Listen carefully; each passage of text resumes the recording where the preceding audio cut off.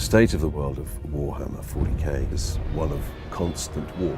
It's a non-stop battle against the forces of darkness. The Space Marines themselves are at the front line of the fight, and they have been created in order to be the ultimate fighting machine. What fascinated me about Space Marine was it was a world that I'd never encountered before. I realised there are dedicated enthusiasts, and over 20 years this has been an IP that people are very enthusiastic about. So to see something that's had that kind of longevity, there has to be something behind it. I got involved with Space Marine because somebody approached me and asked me if I wanted to voice the hero of a video game, which I'd never done before. I found the idea intriguing.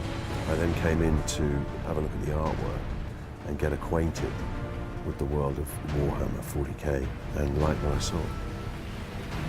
Having dipped my toe into this world, I kind of want to take a big swim now. I play Captain Titus, who's the leader of the Space Marines. And he is a 7-foot fighting machine. He is a warrior monk. There's a Zen element to him that allows him to perhaps question things that other Space Marines wouldn't. Our plan is unchanged. The appeal of playing Titus, bearing in mind I've played a lot of villains in my time, was that he's the hero. The fact that he has a strand of something that runs through him makes him a little more interesting than just a straightforward whiter than white hero, was what appealed to me as well. I don't believe the world is black and white. I don't believe that people are black and white. I think we all have the possibility to be villainous within us, but we all have the possibility to be heroic. We need to get down to the surface to take out the gun battery. Do you want to go home already, Sergeant? Titus's voice was a very important element, because that is the thing that I'm bringing to this world. I will destroy Nemroth with skill and steel. Seeing the pictures of him, how he's drawn, the armor that he wears, the determination on his face, the squareness of his jaw means that that heroic element you have to create in the voice. I ain't finished with you yet, Space Marine! But I am finished with you, Orc. I didn't really base it on anybody that I've heard, other than the fact that in order to bring that weight of power and ability, and somebody who you'd follow anywhere, I needed to bring some sort of depth and strength to it.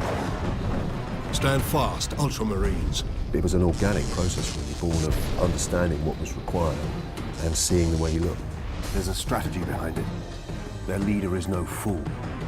That's perfect, thank you. Okay.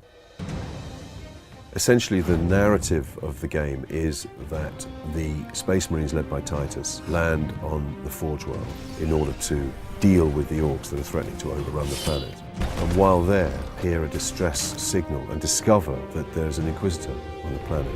This is Inquisitor Drogon. I need urgent assistance. We need to find the Inquisitor before the Orcs do.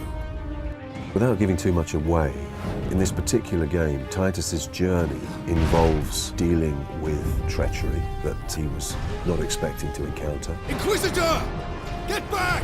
Titus's comrades essentially are extreme ends of the spectrum. Leandros, who is the raw, young, new recruit who lives by the rulebook and would die by the rulebook, given the chance.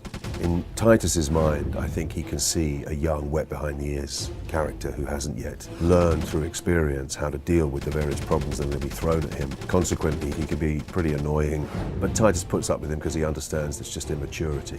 Your days as a novice are behind you.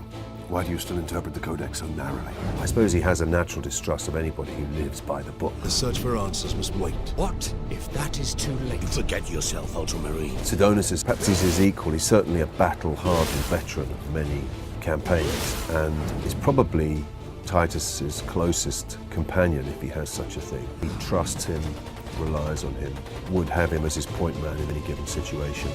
Never trust the Inquisition! Voice acting in a video game differs from film in the sense that you haven't got the ability to demonstrate anything with your face, with your eyes, with your demeanor. Everything is distilled into the way your voice sounds and the way that you communicate with the words that you're using, what's going on in your environment. It's not for everyone. You really have to find the right tone and find the speed and the pace to carry people along with you. There is a real discipline involved. Nothing can tempt me from the path of honor.